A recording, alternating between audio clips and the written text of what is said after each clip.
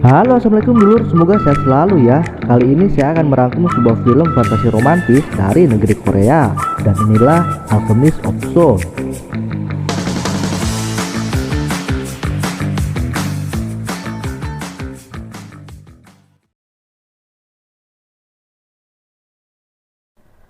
Negeri Daeho, sebuah negeri yang tidak ada dalam peta maupun sejarah.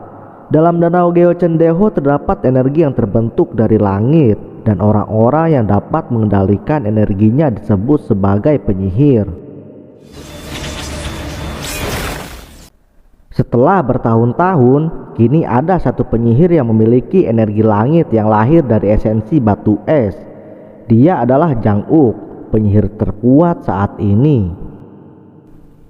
Dengan kekuatan itu dia jadi tidak terkalahkan, tapi setiap malam dia akan diganggu oleh arwah jahat yang terus berusaha mendapatkan kekuatan tersebut. Di awal film kita diperlihatkan sukacita warga Daeho, tapi kebahagiaan itu sirna seketika dikarenakan ada pemindah jiwa yang mengacau. Pemindah jiwa adalah orang yang mengeluarkan jiwanya dan memasukkannya ke jasad orang lain. Ritual sihir ini bisa membuat orang abadi di dunia ini. Tapi jika energinya habis, dia harus menyerap energi lain dari manusia. Jika tidak, dia akan berubah menjadi batu. Itulah mengapa sihir ini disebut sebagai sihir terlarang, karena menentang kodrat ilahi. Pak Danggu dan penyihir lainnya pun mengejar pemindah jiwa tersebut, dan dia melarikan diri ke wilayah klan Jinyowon. Sudah 3 tahun ini klan Jinyowon menutup pintu untuk semua kalangan, entah apa penyebabnya. Pak Danggu yang khawatir akan keselamatan klan Jinyowon pun memberanikan diri untuk mendatangi klan tersebut dan membuka kembali luka yang sudah tertutup rapat. Seperti yang kita ketahui, 3 tahun lalu Pak Danggu dan Chuyeon gagal menikah karena insiden pembunuhan ayahnya oleh Mudok yang dikendalikan oleh Jinmu. Jang-uk yang mengetahui kejadian itu tak tinggal diam. Dengan kekuatannya dia berhasil masuk dengan mudah, karena dia sudah berjanji akan mengabdikan hidupnya untuk menghabisi semua pemindah jiwa di negeri ini.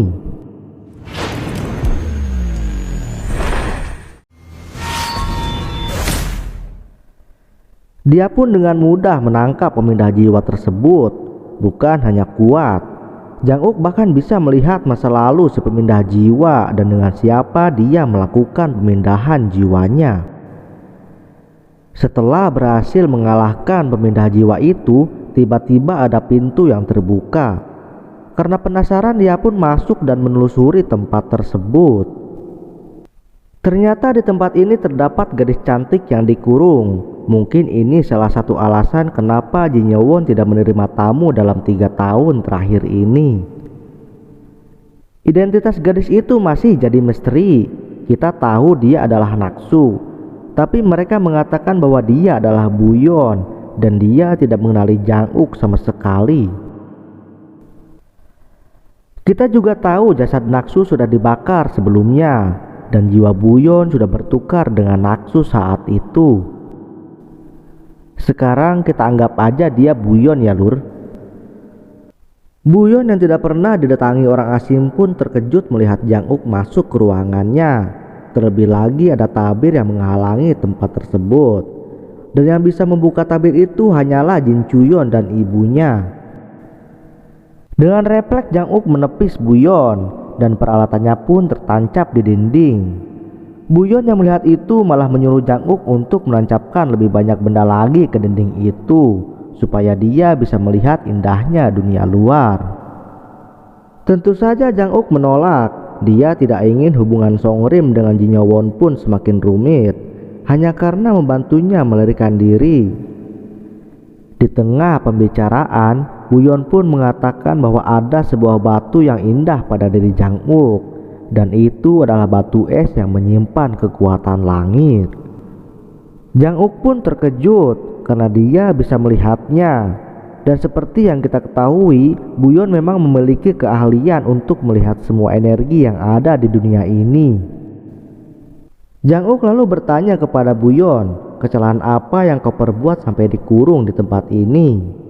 Buyon lalu menjawab, "Kesalahanku adalah ada di dunia ini, karena sebenarnya aku sudah lama meninggal." Mendengar itu, Jang Uk pun bersedia membantunya karena dia juga memiliki kesalahan yang sama, yaitu ada di dunia ini. Keesokan harinya kita melihat Kim Do-ju yang mendatangi Song Rim. Terlihat Pak Danggu sedang mengatur para pekerja dan Yun Ok sedang merawat orang yang terluka akibat kejadian semalam. Kim Do-ju lalu mengunjungi Pak Jin, mantan pemimpin Song Rim sekaligus orang yang dicintainya saat ini. Sekarang Pak Jin menjalani kehidupan seperti rakyat biasa. Dia bercocok tanam dan memasak sendiri, tentunya dengan menggunakan sedikit kekuatan sihir. Dia juga menanam banyak pacar air, karena itu salah satu bunga yang sangat disukai Kim Do-ju. Dia berharap bisa menjalani kehidupan bersamanya. Tapi apa daya, Kim Do-ju khawatir dengan Jang Uk. Dia terlihat belum bisa melepaskan masa lalunya. Luka di dadanya begitu dalam dan beban di pundaknya sangatlah berat, karena dia telah mewarisi kekuatan langit. Shin berpindah ke kerajaan yang sedang membahas pemindah jiwa. Seperti biasanya, putra mahkota akan mengantarkan hadiah 1000 nyang emas kepada Jang Uk yang sudah berhasil menangkap pemindah jiwa. Jang Uk terlihat acuh tak acuh saat pangeran datang menemuinya. Pangeran pun kesal dengan tingkah Jang Uk. Tapi di sisi lain dia merasa kasihan karena sekarang Jang Uk dianggap sebagai monster oleh semua orang. Kehidupannya sangatlah gelap dan hanya arak yang menemaninya di saat sepi. Di sisi lain, Puan Jin merencanakan untuk menikahkan Buyon dengan seseorang dari keluarga Seo. Tapi Buyon harus tetap tinggal di ruangan ini walau sudah menikah. Dia hanya menginginkan anak dari Buyon karena menurutnya anak terkuat akan lahir dari putri sulung. Buyon yang tidak ingin dijodohkan pun melarikan diri dari tempat tersebut. Dia berencana untuk menemui orang yang akan dijodohkannya dan bertanya tentang rencana ibunya yang akan tetap mengurungnya di tempat itu walau kita sudah menikah. Buyon lalu mendatangi Chu Senru untuk menemui calon suaminya. Dia bertanya tentang keluarga Seo yang akan menginap di sini kepada pelayan, tentunya dengan memberikan sedikit suapan kepadanya. Kepala pelayan pun mencurigainya karena pada bungkusan barang itu terdapat lambang Jin Nyowon dan dia tidak mengenali Buyon sama sekali. Alih-alih mendapatkan informasi, Buyon malah dituduh sebagai pencuri. Dalam pelariannya, Buyon bertemu dengan Jang Uk dan mereka pun mampir ke salah satu resto di sana. Di situ pun Buyon membuka identitasnya bahwa dia adalah putri tertua keluarga Jin, yaitu Jin Buyon, seorang putri berbakat dari keluarga Jin yang sudah lama meninggal. Jin Buyon juga merupakan raga yang dimasuki Naksu saat itu sebagai mudok. Buyon lalu menceritakan bahwa dirinya akan dijodohkan oleh ibunya, dan jika itu terjadi dia akan dikurung selamanya di penjara. Dia juga mengatakan bahwa pernikahannya akan diadakan saat bulan purnama bulan ini. Jang Uk berusaha untuk tidak peduli dengannya dan meninggalkannya begitu saja. Tak lama kemudian Buyon tertangkap dan dia dibawa kembali ke tempatnya. Berita mengenai pernikahan keluarga Jin pun menyebar, tapi semua orang mengira bahwa Jin Chuyon lah yang akan menikah karena mereka tidak mengetahui bahwa Jin Buyon masih hidup. Jang Uk lalu pergi menemui Pak Jin dan bertanya mengenai Jin Buyon kepadanya. Pak Jin lalu menjelaskan bahwa Jin Buyon merupakan penyihir yang sangat berbakat, tapi dia tenggelam saat mengeluarkan batu es yang tersegel di danau Gyecheondaeho. Jang Uk lalu berpikir untuk menggunakan kekuatan Buyon dan mengambil batu es yang ada di dalam tubuhnya. Dia tahu bahwa dia akan mati jika itu terjadi, Tapi jika harus memilih, dia lebih memilih mati dengan damai daripada terus hidup dengan luka yang terus menggores hatinya. Pernikahan akan segera dilaksanakan. Buyon dirias menjadi ratu semalam. Balutan gaun dan pernik menghiasi wajahnya, tapi hati begitu gundah, ingin menepis semua keindahannya. Kapal pun siap membawa sang bidadari, menambatkan dua insan hidup dengan abadi.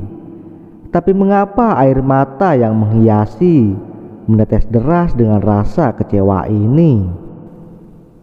Tak lama kemudian riak air sungai membesar dan membawa Buyon ke suatu tempat. Ternyata Jang-uk yang melakukannya. Kesedihan berubah menjadi kebahagiaan. Saat datang keputusasaan, ingatlah akan selalu ada jalan. Tamat. Sampai di sini dulu alur ceritanya ya lur. Nantikan kelanjutan di video berikutnya. Terima kasih sudah setia menonton dan mohon maaf apabila ada kesalahan. Wassalamualaikum warahmatullahi wabarakatuh.